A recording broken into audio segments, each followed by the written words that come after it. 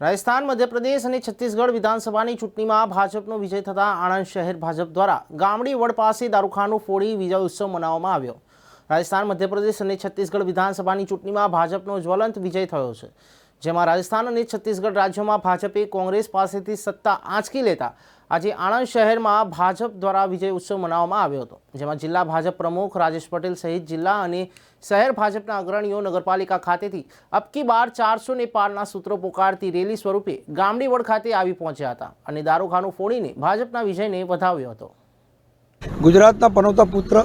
દેશના પ્રધાનમંત્રી, પ્રધાન સેવક અને વિશ્વ નેતા નરેન્દ્રભાઈના નેતૃત્વમાં અને પંડિત દીનદયાળજીની ગરીબ કલ્યાણ યોજનાઓના સહારે આજે ભારતીય જનતા પાર્ટી નીત નવા વિક્રમો સર્જી રહી છે, ત્યારે તમામ રાજકીય ગણિતો સર્વે સૌને ખોટા પાડી અને પ્રજામતને સાચો ઠેરવી અને જે ત્રણ રાજ્યોમાં જે બહુમતી પ્રાપ્ત થઈ છે તે બદલ પ્રધાનમંત્રીથી લઈને પેજ સમિતિના સભ્યો સુધી સૌ મિત્રો અભિનંદનના અધિકારી છે।